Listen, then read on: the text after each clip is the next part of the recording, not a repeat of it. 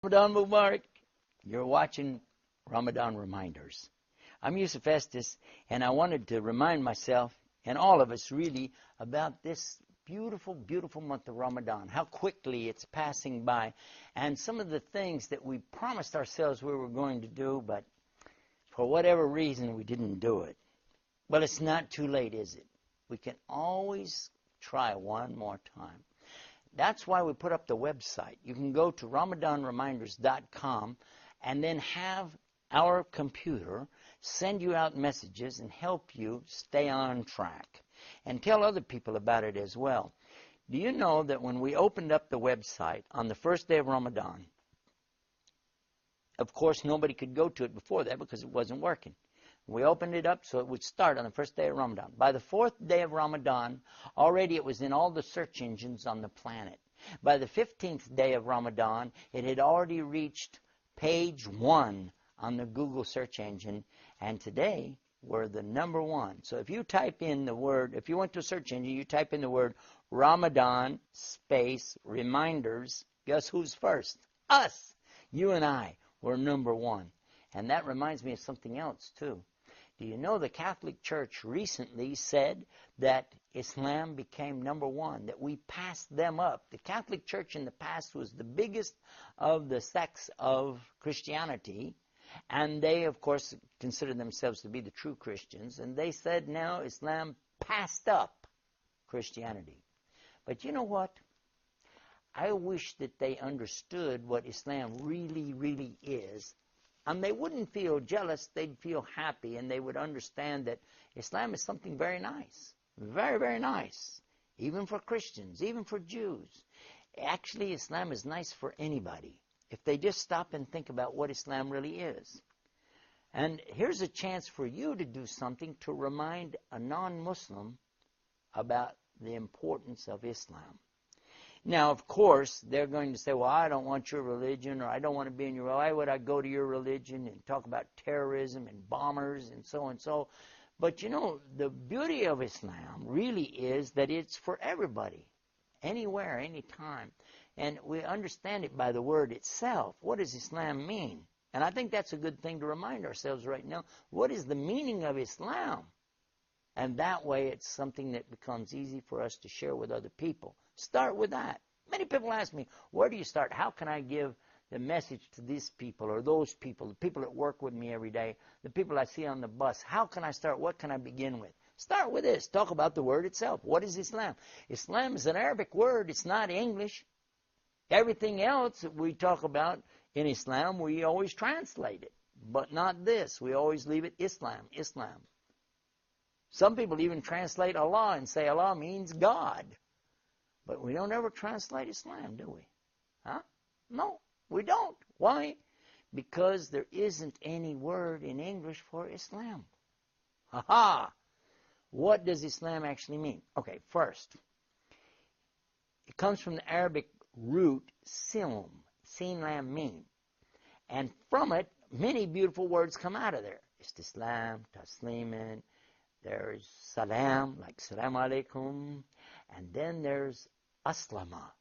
Now, aslama is the verb that Islam is based on. What is aslama? Let's look at that. And you can tell people.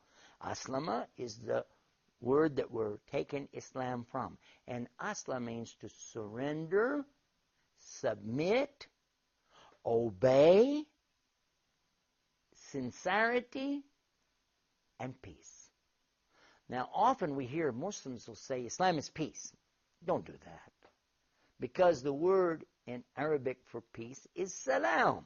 And if you tell them that Islam is peace, Islam is peace, Islam is peace, then they're going to be like, okay, so how come you guys don't say Islam alaikum instead of salam alaikum?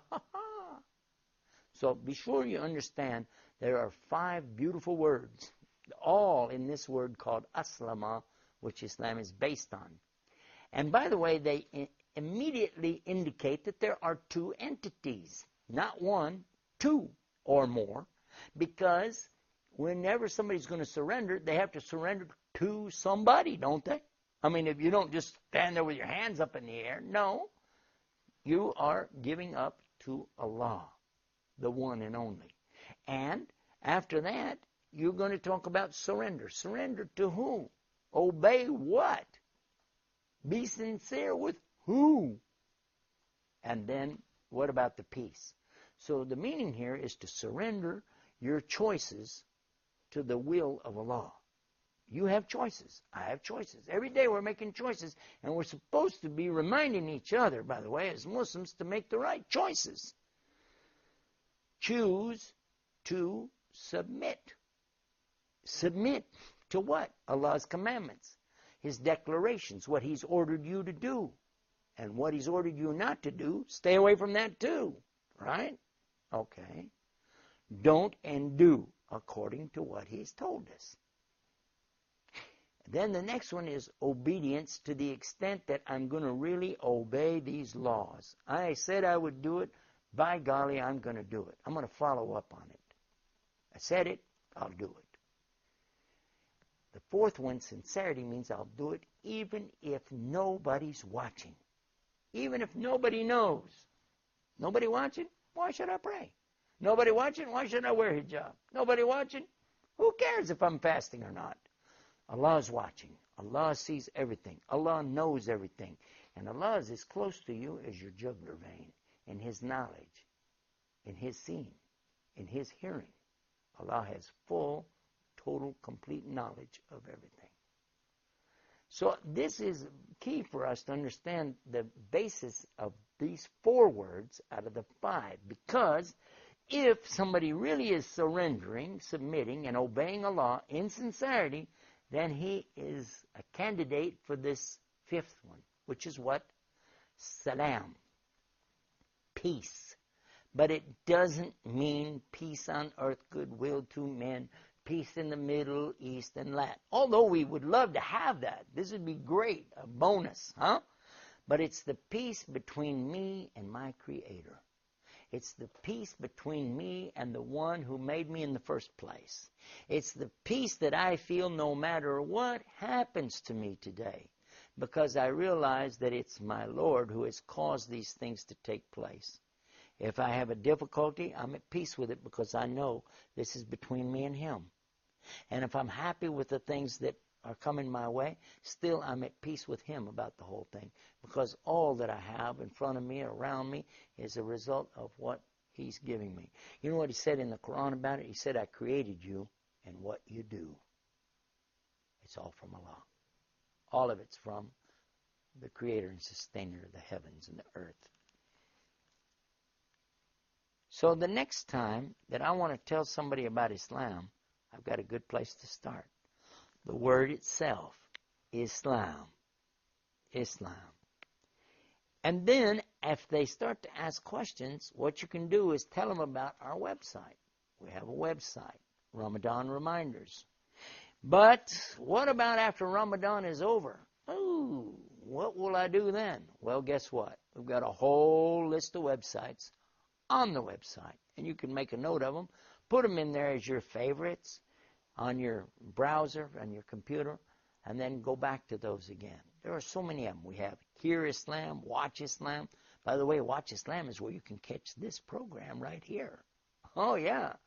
And Huda TV is right here on Watch Islam, too. But I don't want to give too many commercials about all the websites. You can get them off of our website, RamadanReminders.com. So, I'll say peace, salam alaikum, and then I'll see you tomorrow for more Ramadan Reminders. Inshallah.